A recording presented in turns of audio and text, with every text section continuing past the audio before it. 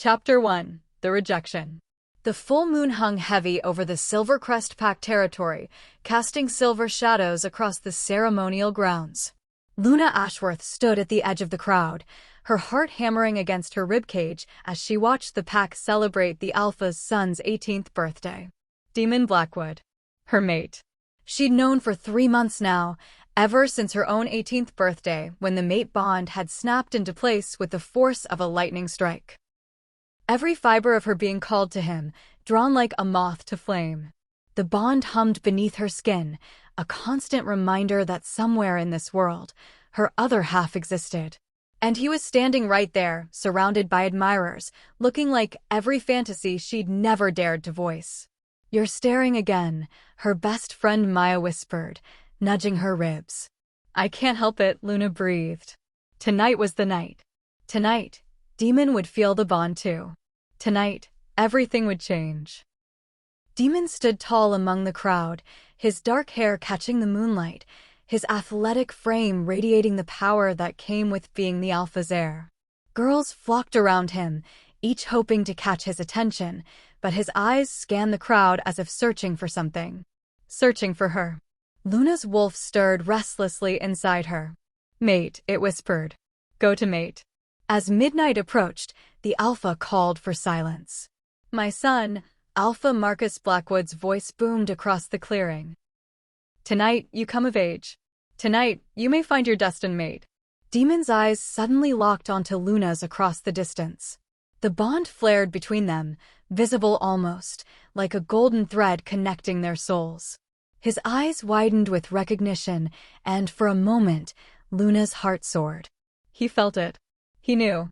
But then his expression changed. Shock gave way to something else. Something that made Luna's blood run cold. Disgust. Daemon strode through the crowd, and Luna's heart raced with anticipation and growing dread. He stopped in front of her, and the entire pack fell silent, watching. "Luna Ashworth," he said, his voice cold and formal.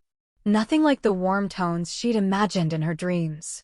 "Daemon, I, Daemon Blackwood, future Alpha of the Silvercrest Pack, reject you, Luna Ashworth, as my mate." The words hit her like a physical blow. The bond, that beautiful golden thread, began to fray and tear. Luna gasped, clutching her chest as pain radiated through every cell of her body. "No," she whispered. "Please, why?" Daemon's jaw clenched. "Look at yourself. You're weak, wolfless by comparison. Your family has no standing, no power. I need a mate worthy of an Alpha. You are not her." The crowd erupted in whispers. Luna felt their stares like knives against her skin. It was true that her wolf was smaller than most, that her family held no rank in the pack. But she'd never imagined it would matter. Not for this. Not for a mate bond blessed by the moon goddess herself. "I accept your rejection," Luna heard herself say, though her voice seemed to come from very far away. The formal words were necessary to complete the severance, even as every instinct screamed at her to fight. The bond snapped completely. Luna felt something inside her break, a fundamental piece of her soul cracking like ice. She stumbled backward, and Maya caught her arm. "Oh, and Luna?" Daemon's voice stopped her as she turned to leave. "I'm announcing my chosen mate tonight." Luna watched in numb horror as a beautiful blonde stepped forward from the crowd. Seraphina Moo Whisper, daughter of the Beta, with her perfect features and powerful bloodline. "Seraphina has agreed to be my chosen mate," Daemon announced, wrapping his arm around her waist. "We will formalize our bond at the next full moon." The pack erupted in cheers and congratulations. No one noticed as Luna slipped away into the darkness, Maya following close behind. Luna ran until her legs gave out, collapsing at the edge of the territory where the forest met the river. The pain was unbearable, not just the physical agony of the broken bond, but the emotional devastation of being found unworthy by the one person who was supposed to love her unconditionally. "Luna, I'm so sorry." Maya knelt beside her, wrapping her arms around her shaking friend. "I need to leave," Luna said, her voice hollow. "I can't stay here. I can't watch them together." "Where will you go?" Luna looked up at the moon, that silent witness to her humiliation. Anywhere but here. Chapter 2: The Rogue Years. 3 years later. Luna had become someone else entirely. The weak, hopeful girl who'd been rejected by her mate was gone, replaced by a woman forged in the fires of survival. She'd left Silvercrest territory that same night, becoming a rogue, a wolf without a pack, without a home. The first year had been the hardest. Rogues were viewed with suspicion by pack wolves, often attacked on sight. She'd learned to fight, to hunt, to survive on her own. The pain of the broken mate bond had faded to a dull ache, a scar she carried but no longer defined her. Now, Luna worked as a tracker and mediator between packs, her unique position as a rogue allowing her to move freely where pack wolves could not. She'd built a reputation for being fair, skilled, and most importantly, independent. Another job well done, Luna, Alpha Chin of the Eastern Ridge Pack said, handing her an envelope thick with cash. You found our missing pack mates when our own trackers couldn't. We're grateful. Luna nodded, tucking the payment into her jacket. They were held by hunters. I'd recommend increased patrols along your southern border. Will you stay for the celebration? We'd be honored to have you. Thank you, but I need to move on. Luna never stayed long anywhere. Staying meant connections, and connections meant vulnerability. As she walked through the Eastern Ridge territory toward the border, her phone buzzed. An unknown number. Luna Ashworth? This is Elder Marissa from the Council of Alphas. We have a job that requires your unique skills. The payment is substantial. Call me. The Council of Alphas. The governing body that oversaw all North American packs. Luna had never worked directly for them before. She dialed the number. Miss Ashworth, thank you for calling back so quickly, Elder Marissa's crisp voice answered. We have a situation. The Silvercrest Pack has been experiencing a series of attacks.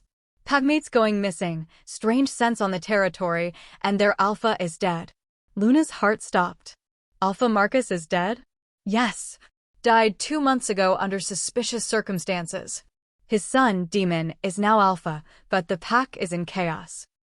We need an outside investigator, someone with no ties to the pack politics. Your name came highly recommended. I can't. The words came out automatically. Silvercrest is. I have history there. We know. We know about your rejection. But you're also the best tracker we have, and this situation is urgent. We're losing wolves, Miss Ashworth. Innocent packmates. Luna closed her eyes. She'd sworn never to return to Silvercrest. Never to see Demon again or the life she'd been denied. Double your usual rate, Elder Marissa added. Plus accommodations and full council protection. You'd be there as an official council investigator. Even the Alpha would have to cooperate. The idea of Demon being forced to cooperate with her, to face her as an equal rather than a rejected mate, held a certain appeal. I'll do it, Luna said. But I work alone and I report only to the council. Agreed. We'll send a formal notice to Alpha Blackwood. You're expected in 3 days. Luna ended the call and stared at the forest ahead. 3 years she'd spent building a new life, becoming stronger, becoming someone who didn't need anyone. Now she was going back to the place where it all began. Chapter 3: The Return. The Silvercrest territory looked the same as Luna remembered, yet everything felt different. She drove through the main gates in a council-provided vehicle, her credentials displayed prominently on the windshield. Guards watched her pass with suspicious eyes, but none stopped her. The council's authority superseded even an Alpha's.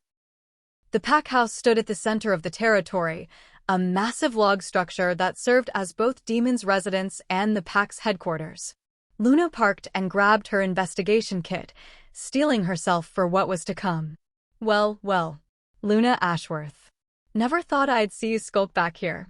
Luna turned to see Serafina descending the pack house steps, her blonde hair perfectly styled, a Luna's ceremonial necklace around her throat. So Demon had gone through with it. They were fully mated now. The old Luna would have flinched. This Luna simply raised an eyebrow. Serafina. I'm here on council business. Where's the Alpha? You mean my mate? Serafina's smile was poisonous. He's in his office. Though I'm not sure why the council would send a weak little rogue to help us. Because this weak little rogue has solved cases that pack wolves couldn't, Luna said coolly. Now, if you'll excuse me. She brushed past Serafina and entered the pack house. The familiar scent of cedar and pine brought back memories she'd rather forget, but Luna pushed them aside. She had a job to do. The Alpha's office was on the second floor. Luna knocked once and entered without waiting for a response. Demon looked up from his desk, and time seemed to stop. He was reminded of just how tall he was, how his presence filled a room. I've arranged quarters for you in the guest wing. Not necessary. I'll stay at the motel in town. The council specified you'd have accommodations here, Demon said firmly. And it'll be easier to conduct your investigation from inside the pack. He was right, even if Luna hated to admit it. Fine. But I work independently. I don't answer to you. Understood. Demon walked around his desk, and Luna caught his scent, pine and winter frost, achingly familiar even after all these years. Luna, don't. Luna held up a hand. Whatever you're about to say, don't. We're not friends. We're not even packmates. I'm here to do a job, nothing more. Demon's jaw tightened, but he nodded. Maya will show you to your room. She's my beta now. Of course Maya had risen in the ranks. At least Luna would have one ally here. As if summoned, Maya appeared in the doorway, her face breaking into a huge smile. Luna. Oh my goddess, it's really you. The two women embraced, and Luna felt some of the tension leave her shoulders. Hey Maya. Heard your beta now. Congratulations. I've missed you so much. Come on, let me show you your room and catch you up on everything. As Luna followed Maya out, she felt Demon's gaze burning into her back. This was going to be harder than she'd thought. Chapter 4, Investigation. Luna's room in the guest wing was comfortable but impersonal. She unpacked her investigation equipment and spread the case files across the desk. 3 missing packmates. Thomas Reed, 34, disappeared 4 months ago near the northern border. Sarah Chin, 27, disappeared 6 weeks ago near the Eastern Territory. Marcus Blackwood, Alpha, 52, disappeared 2 months ago at the site of Thomas's disappearance, body found 1 week later. And now 3 more were missing, all within the last month. Luna studied the maps, marking each disappearance with a red pin. There was a pattern here, she just needed to see it. A knock at her door interrupted her concentration. Come in. Maya entered with a tray of food. Thought you might be hungry. You always forget to eat when you're working. Some things never change. Luna smiled, accepting the tray gratefully. Tell me about the Alpha's death. The official report says natural causes, but the council suspects otherwise. Maya's expression darkened. Marcus went to investigate Thomas's disappearance personally. When he didn't return, Demon organized a search party. They found him at the northern border, dead. No marks, no wounds. The pack doctor said his heart just stopped. But you don't believe that. Marcus was healthy, strong. And the way Demon's been acting since, there's something he's not telling anyone. What about Serafina? How's she as Luna? Maya's silence spoke volumes. That bad? Luna prompted. She's adequate. But there's no warmth, no connection with the pack. She treats being Luna like it's a title, not a calling. And she and Demon. Maya hesitated. They don't seem happy. Luna told herself the small flare of satisfaction she felt was unworthy. Not my concern. I need to see the site where Marcus died. I'll take you tomorrow at first light. Luna.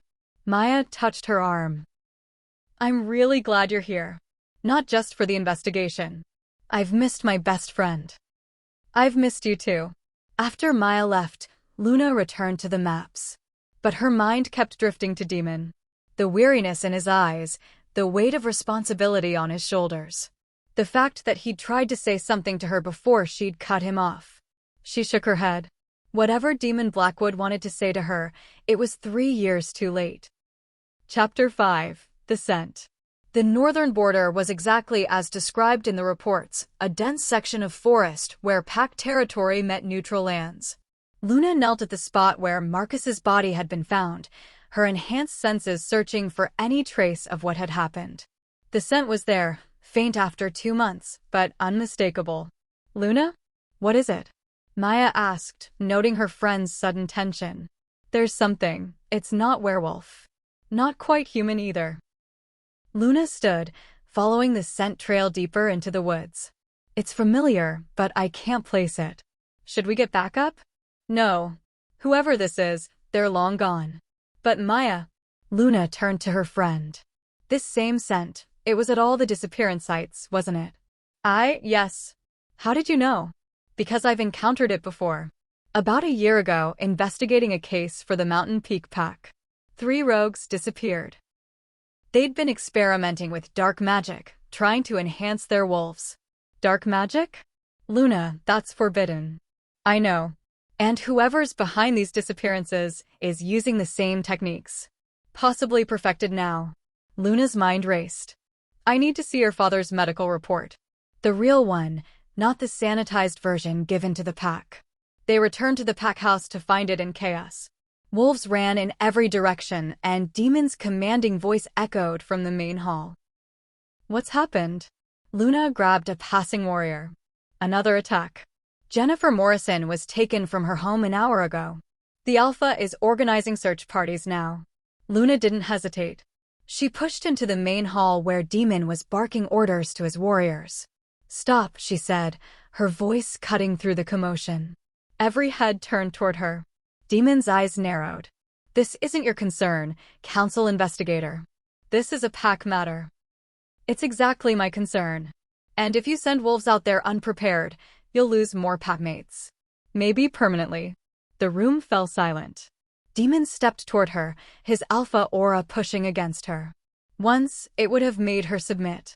Now, Luna stood her ground. "What do you know?" he demanded. "I know that whoever's taking your packmates is using dark magic. I know they're not killing them immediately, which means Jennifer might still be alive. And I know that charging in without a plan will get your wolves killed or worse." "Then what do you suggest?" Luna met his gaze steadily. "Let me track them. Alone. I've dealt with dark magic practitioners before. I know what to look for, how to approach." "Absolutely not. You're not going after a dark magic user alone." "I'm not asking permission, Alpha. I'm informing you of my plan as a courtesy." The air crackled with tension. Demon's wolf was close to the surface. She could see it in his eyes. "You're not invincible, Luna. You could get hurt. You could die." Luna finished. "That's rich, coming from you. You made it clear 3 years ago that my life doesn't matter to you." Demon flinched as if she'd struck him. The entire pack witnessed the exchange, the unspoken history between their alpha and the council investigator. "Fine," Demon bit out. "But I'm coming with you." "Demon." Serafina stepped forward, placing a possessive hand on his arm. "You can't. You're needed here. Send someone else. I'm the alpha. I go where my pack needs me." Demon gently but firmly removed her hand. "Beta Maya will coordinate from here. Luna, we leave in 5 minutes." Chapter 6. The Hunt. They moved through the forest in tense silence, Luna following the scent trail while Demon watched her back. Despite everything between them, they fell into an easy rhythm, their wolves remembering what their human sides tried to forget.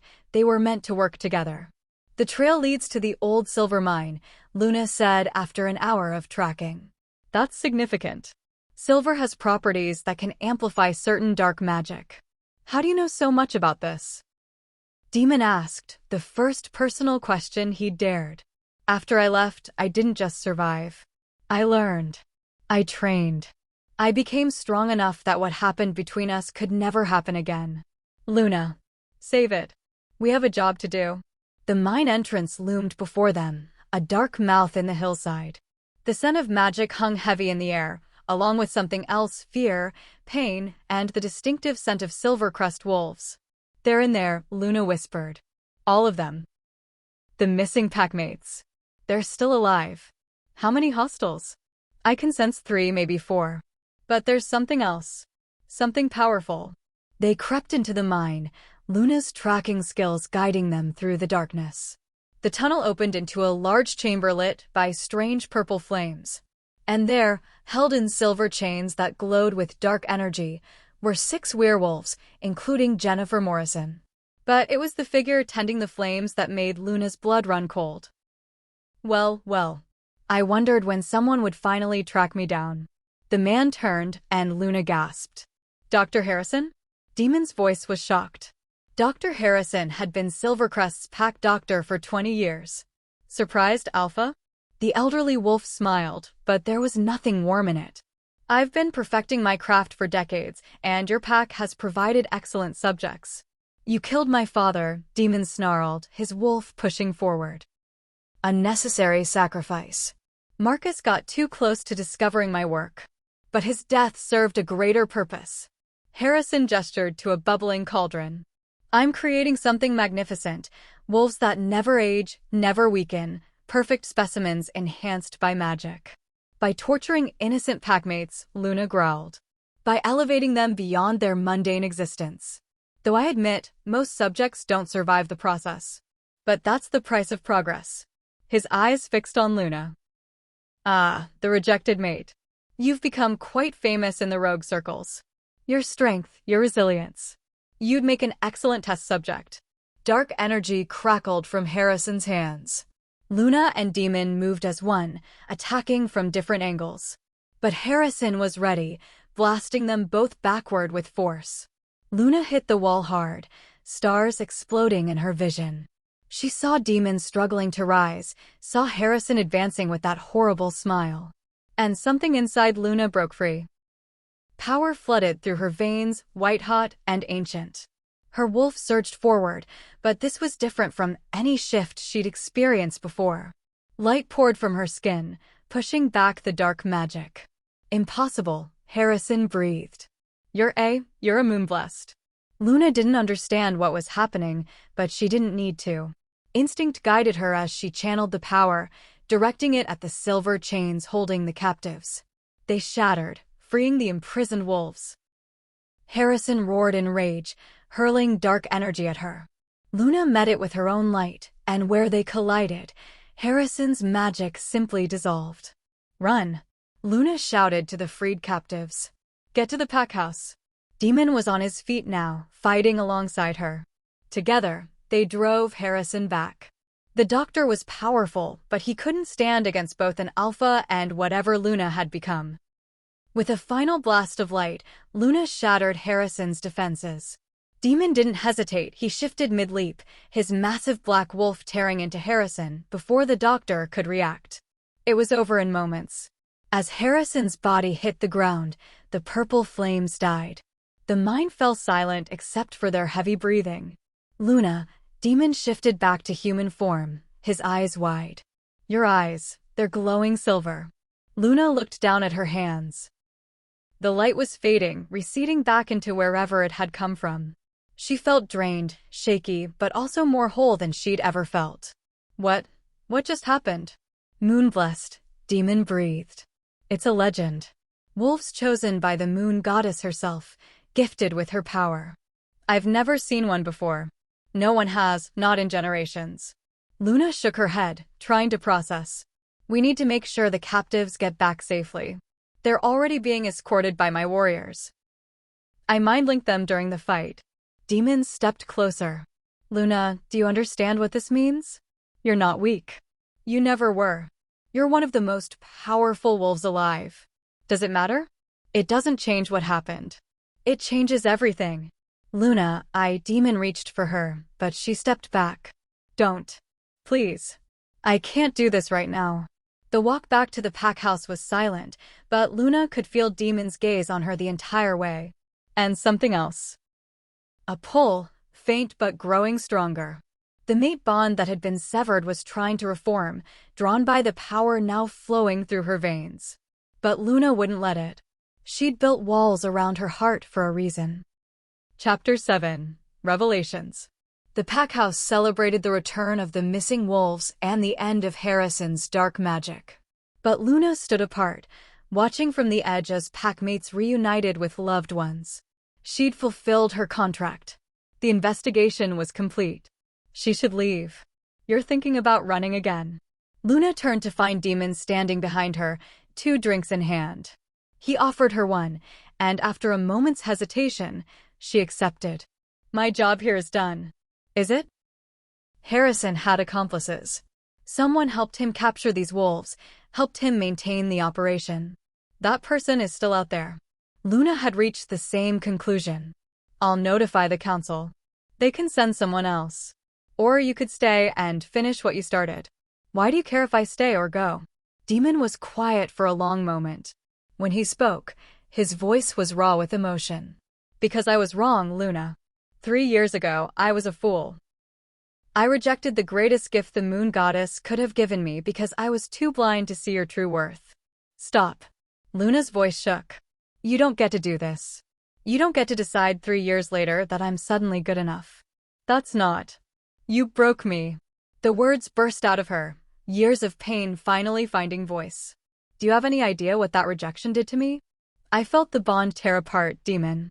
I felt like dying. And you didn't care. You had your perfect Luna, your powerful mate, your legacy secured.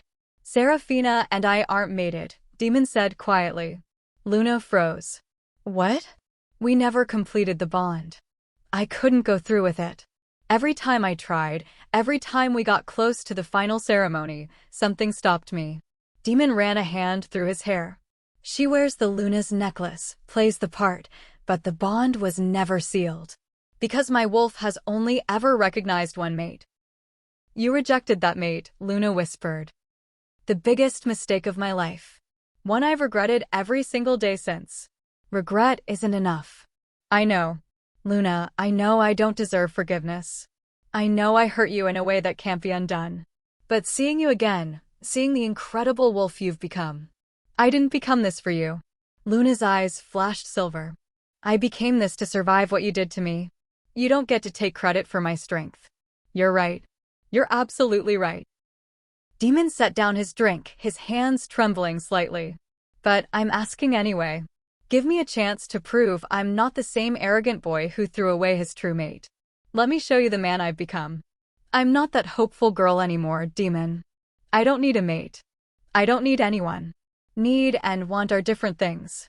And I think, maybe, you might want to find out who we could be together. Not who we were supposed to be, but who we are now. Luna's heart warred with her head.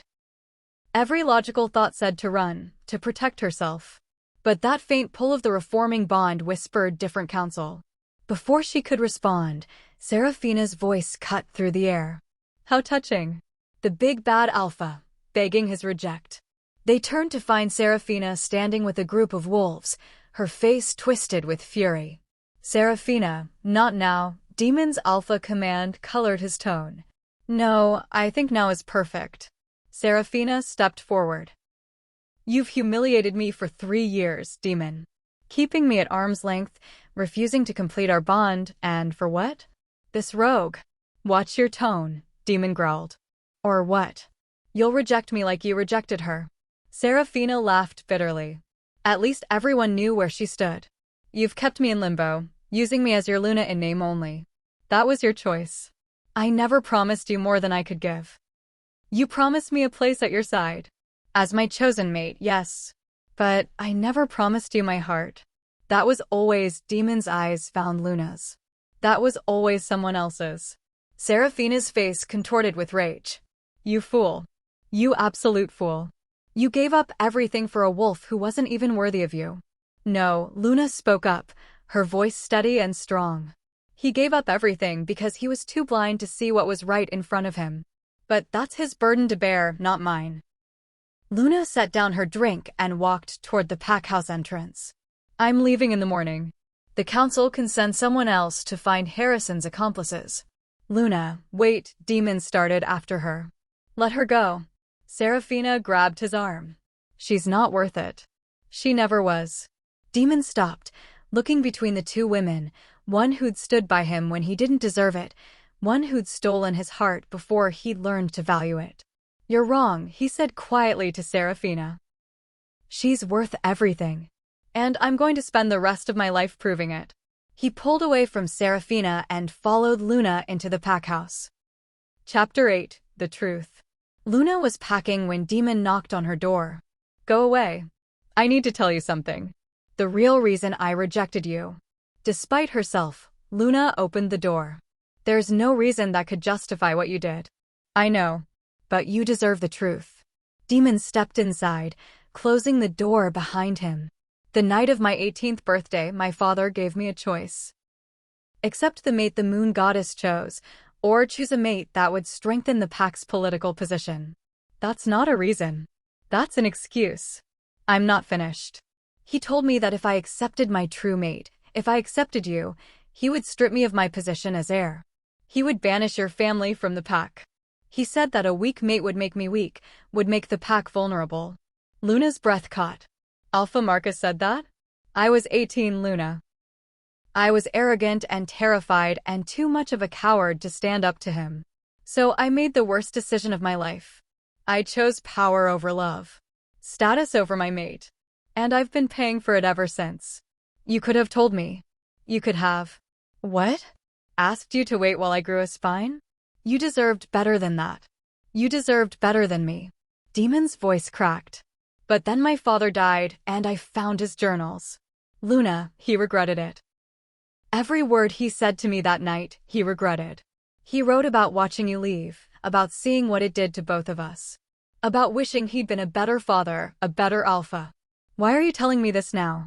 Because in his last journal entry, the day he disappeared, he wrote that he was going to make it right. He was going to find you and bring you home. He was going to tell you the truth and ask your forgiveness.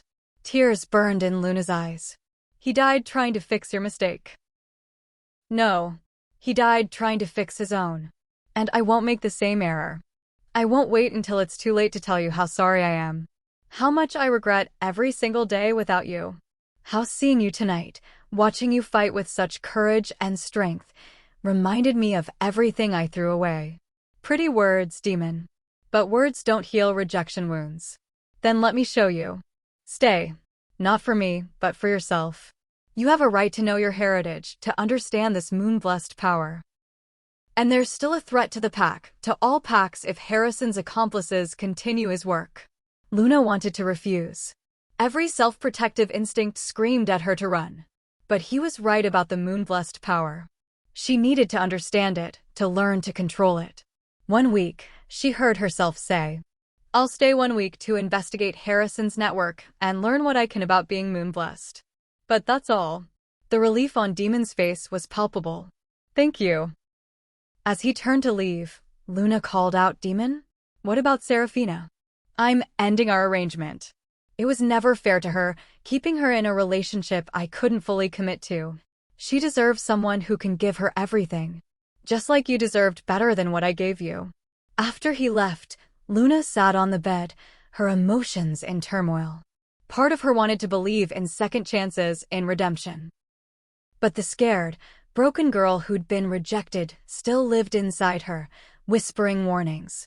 The mate bond hummed softly, trying to reform. Luna touched her chest where it originated, feeling the tentative threads reaching out. Not yet, she thought. Maybe not ever. But for the first time in 3 years, she didn't close herself off to the possibility entirely. Chapter 9, Moonblessed. The next morning, Elder Marissa arrived from the council, along with an ancient she-wolf named Grandmother Celine. A moonblessed, Grandmother Celine circled Luna, her cloudy eyes somehow seeing more than physical sight could. I never thought I'd live to witness one. The last was nearly 200 years ago. What does it mean? Luna asked. It means you are chosen, child. Blessed with a fragment of the moon goddess's own power. You can purify dark magic, heal corruption, and protect those who cannot protect themselves. Grandmother Celine touched Luna's forehead.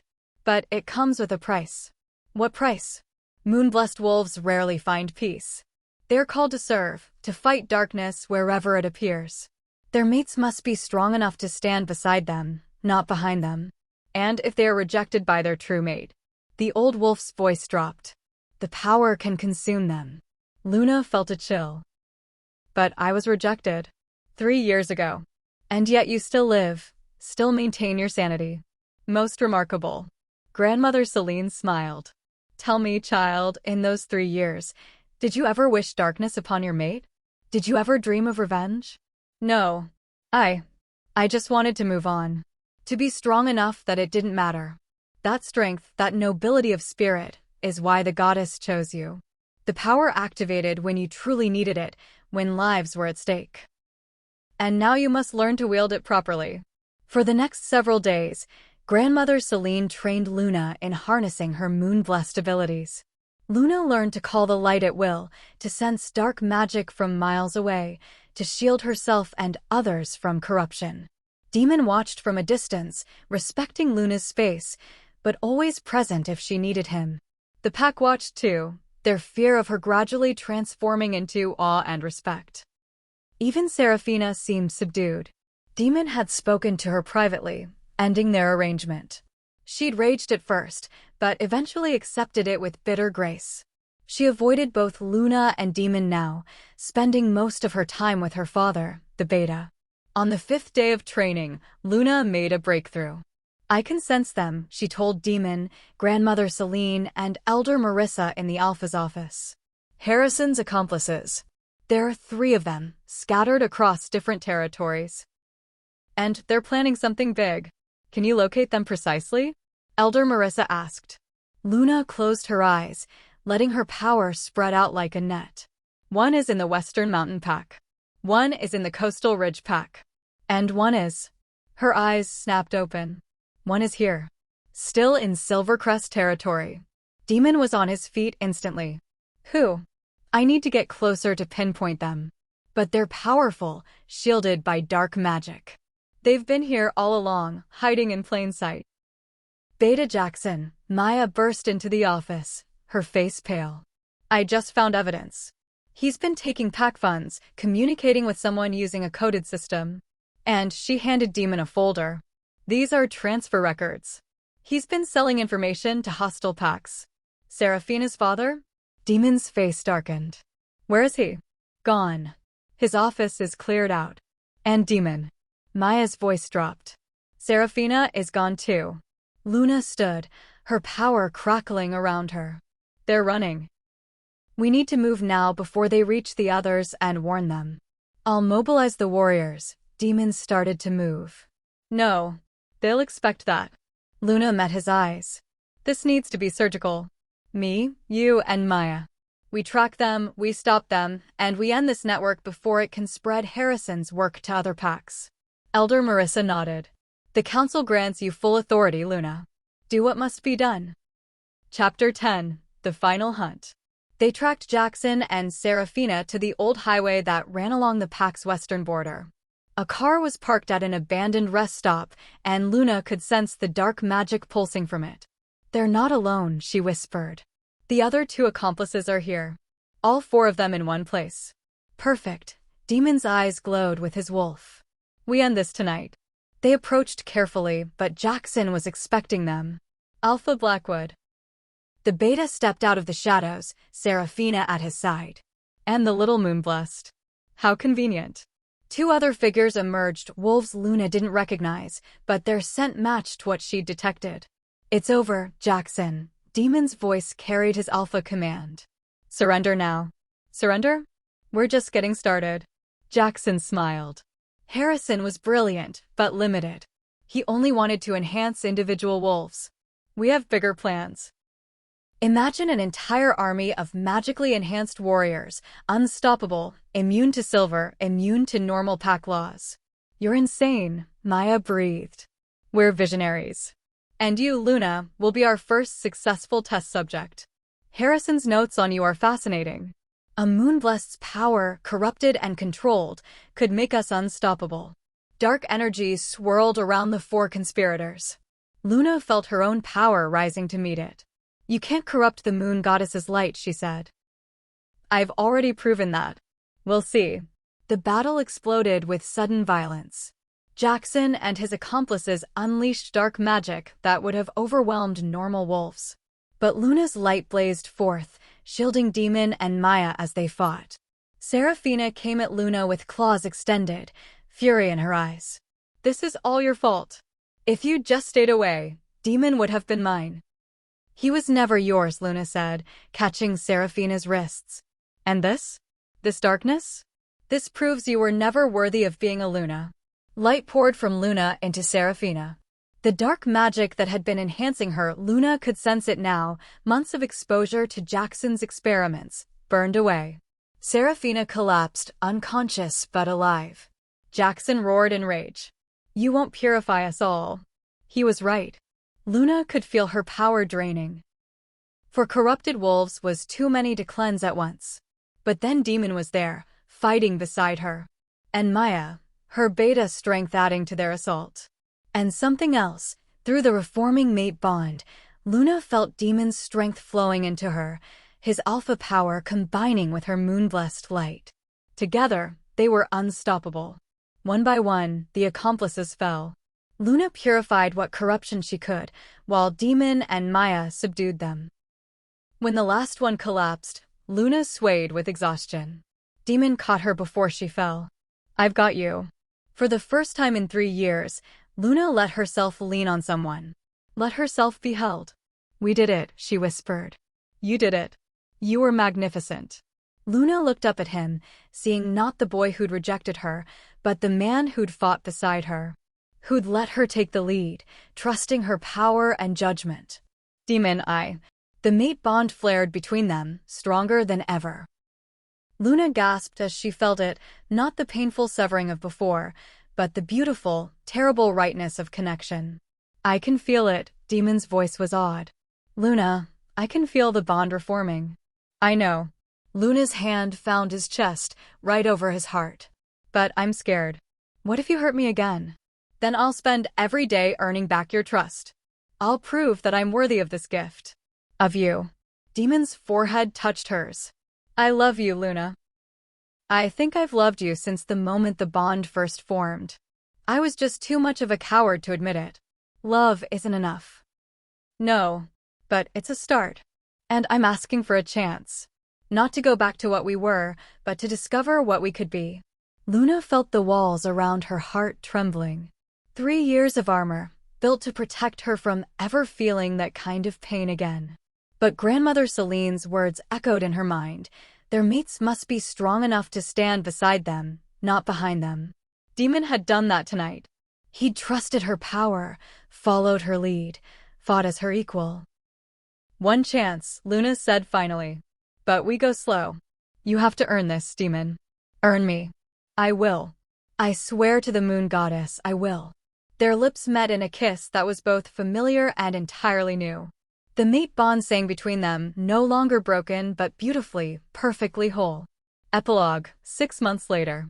Luna stood on the ceremonial grounds, the same place where she'd been rejected 3 years ago. But everything was different now. The pack gathered in celebration, not to witness a rejection, but to celebrate a true mating ceremony. Luna wore a simple white dress, flowers woven through her hair. Her moon-blessed power glowed softly beneath her skin, a visible sign of the goddess's favor. Demon waited for her at the center, Maya standing beside him as beta and best friend to both. The smile on his face held no arrogance now, only love and wonder. "You're sure about this?" Maya whispered as they prepared to walk forward. "Completely," Luna said. And she was.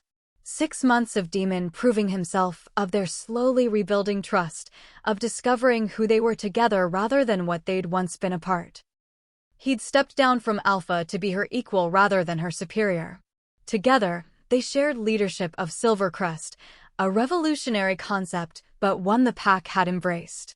Luna's moon-blessed power had brought prosperity and protection, while Demon's strategic mind and natural leadership balanced her power. They were partners in every sense. "My pack," Elder Marissa's voice rang out. "We gather to witness the mating of 2 souls who have earned this blessing through trials and perseverance. Luna Ashworth, moon-blessed of the goddess.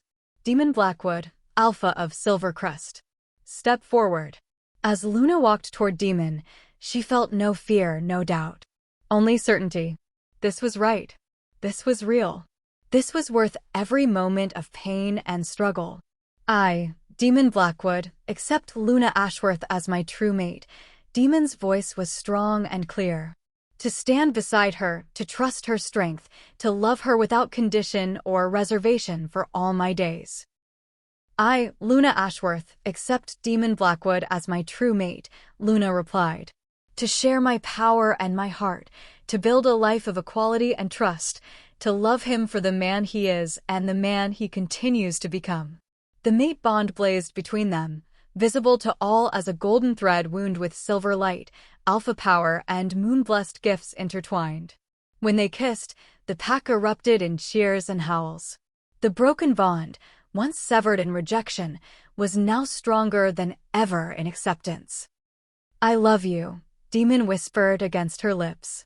Thank you for giving me a second chance. I love you too, Luna replied. Thank you for becoming someone worthy of it. As the celebration continued into the night, Luna looked up at the full moon. Somewhere in that silver glow, she felt the approval of the goddess who had blessed her, who had broken her only to remake her stronger. The girl who'd been rejected was gone. In her place stood a woman who knew her worth, who had claimed her power, and who had chosen love, not because she needed it, but because she wanted it. And that made all the difference. The end. From rejection to redemption, from broken to blessed, from weakness to power, this is Luna's story. A reminder that our lowest moments can become the foundation for our greatest triumphs, and that true love is not given freely but earned through actions, trust, and unwavering commitment.